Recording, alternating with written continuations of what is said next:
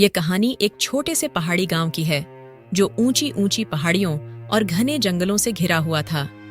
गांव के लोग सीधे सादे और मेहनती थे, लेकिन उनकी जिंदगी में एक डर हमेशा छाया रहता था। ये कोई साधारण डर नहीं था, बल्कि एक खूंखार और खतरनाक जीव था जो रात के अंधेरे में गांव पर हमला करता और मासूम लोगों को मार डालता था। एक रात अंधेरे में गांव के किनारे बसे एक घर से चीखने की आवाज आई। वह घर भास्कर का था, जो गांव का सबसे समझदार व्यक्ति था। जैसे ही चीखें सुनाई दी, लोग अपने अपने घरों से बाहर निकले और भास्कर के घर की ओर दौड़ पड़े। भास्कर की पत्नी सुनीता दरवाजे पर खड़ी हुई कांप रही थी। हाँ, उधर उधर देखिए, दरवाजे के पास आया था वो।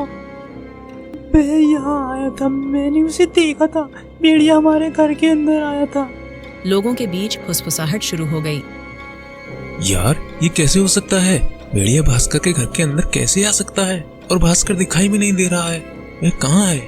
भास्कर कहाँ है और उसे क्या हो गया है? सुनीता ने रोते हुए जवाब दिया, वो उसे उठाकर ले गया। ये सुनकर सभी लोग दहशत में आ गए। ये कैसे हो सकता है कि भेड़िया गांव में अंदर आकर घर में घुस गया? भाइयों, ये हमारे लिए सही संकेत नहीं है, हमें सतर्क रहना होगा। अगले दिन गांव में एक सभा बुलाई गई। लोग डरे हुए थे और इस बात पर चर्चा कर रहे थे कि अब क्या किया जाए। गांव के मुखिया सोहन ने कहा, देखिए, हमारे गांव में ये खतरा लंबे समय से है, लेकिन अब ये बढ़ गया है। हमें कुछ न कुछ करना होगा।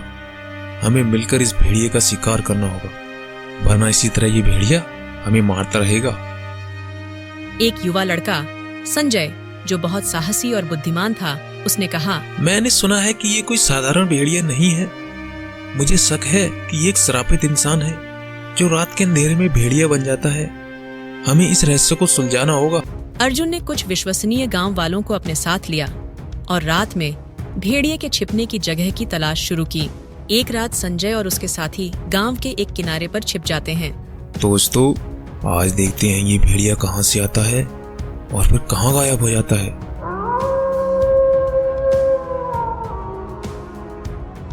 अरे, ये तो भास्कर के घर के पास से आया है। मुझे लगता है इसका भास्कर से कोई संबंध है। मुझे भी ऐसा ही लगता है।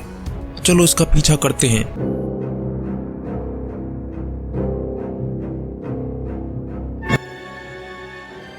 ओह, तो ये भेड़िया यहाँ आता है। यह खंडहर ही इसका ठिकाना है। दोस्तों, संजय को शक हुआ कि यह खंडहर ही भेड़िए का ठिकाना है। अगले दिन संजय और उसके साथियों ने खंडहर की छानबीन की। वहां उन्हें कुछ अजीब चीजें मिलीं।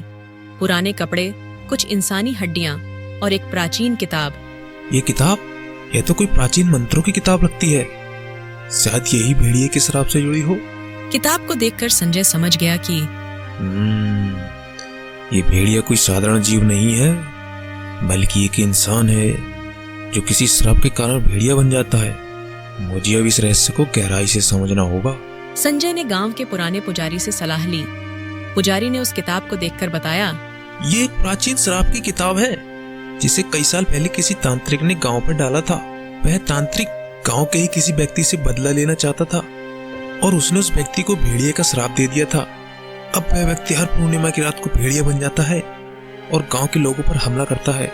इस श्राप को तोड़ने का एक ही तरीका है, तुम्हें उस व्यक्ति की पहचान करनी होगी और जैसा मैं कहता हूँ वैसा ही करना होगा।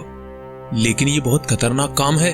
संजय ने ठान लिया था कि वह इस श्राप को तोड़ेगा और गांव को इस भयानक भेड़िए से मुक्ति दिलाएगा। देखिए, हमने पता लगाया है, भास्कर ही वह श्रापित व्यक्ति है जिसे भेड़िए का श्राप दिया गया है। हर पूर्णिमा की रात को वो भेड़िया बन जाता है और गांव वालों पर हमला करता है। अगर हमें इस श्राप को तोड़ना है तो रमेश के साथ ये करना ही होगा। संजय की योजना के अनुसार गांव के लोग पूर्णिमा की रात तैयार हो गए। जब भेड़िया आया तो गांव के लोग पहले की तरह डरे नहीं, बल्कि उसे घेर लिया। संजय ने उसके सामने खड़े होकर पुकारा, भास्कर, हम जानते हैं कि तुम कौन हो और यह भी कि तुम्हारे साथ जो हो रहा है वो एक श्राप के कारण हो रहा है। लेकिन अब हम तुम्हें माफ करते हैं, जिससे तुम्हारी आत्मा को शांति मिलेगी। भेड़िया कुछ देर तक दहाड़ता रहा, लेकिन फिर धीरे धीरे उसकी आंखों में नरमी आ गई। उसने हमला नहीं किया और देखते ही देखते वह भेड़िया भास्कर में बदल गया। भास्कर के चेहरे पर शांति का भाव था। तुम्हारा धन्यवाद संजय, और इन सब गांव वालों का भी। तुमने मुझे और गांव को बचा लिया। अब मैं मुक्त हूँ। भास्कर की आत्मा को शांति मिल गई और उसके बाद से गांव पर कभी भेड़िए का हमला नहीं हुआ।